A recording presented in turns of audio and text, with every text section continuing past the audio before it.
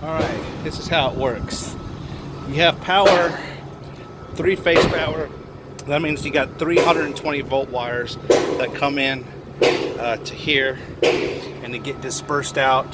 This conduit, this conduit, this conduit comes down to that J-box. J-box comes up to this motor, and it's important to get the phases correct on three-phase or your motor will turn in the opposite direction. What that means, when it's correct, that auger assembly will be turning in a direction such ways it pulls it towards you. If you get your wires crossed in here, then it's going to go the opposite direction and it's going to take all that lead away. Okay, so that's this conduit here. Now this conduit rides up against the wall. It goes up there to that three-phase motor, and same logic applies. You got to get your wires correct.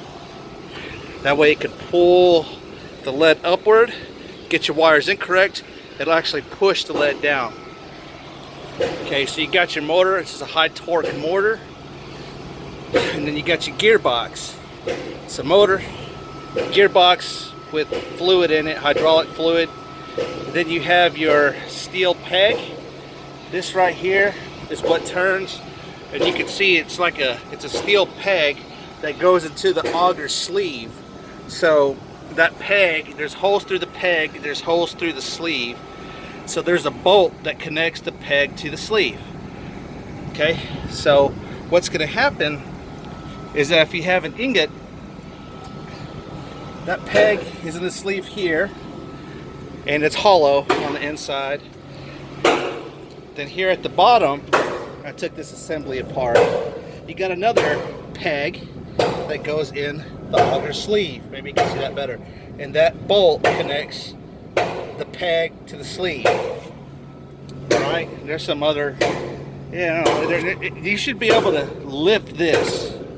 Okay, if there's no problem, it should give you some wiggle room. But right now, this is not mobile because you have the ingot right here that's actually put in a bind on the underside, and it's creating kind of like a speed bump kind of thing, and it's a little half an inch, less than a half an inch thick, but it's throwing off the alignment of the peg to sleeve, peg to sleeve. So what it's doing is it's creating like a little bow right here. It's creating a bow going toward your left, and it's creating a bow coming up because the ingot is underside. So what that means is that even though I took out the bolts from peg to sleeve here, and I took apart this assembly here, I can't just pull the thing out. It doesn't just slide right on out because of that speed bump. It's putting tension on that metal. So what I'm going to try now, go to Home Depot, get me a pipe wrench, and put that pipe wrench on, whatever, put that pipe wrench, just pull it this way, because it's kind of like a screw, these things right here, it's you can see the point where it's catching down there. So I figure if I get a pipe wrench on it and just pipe wrench it, then it'll actually use the tension that's created between this blade and the ingot. It'll actually use it, and it'll actually back it out.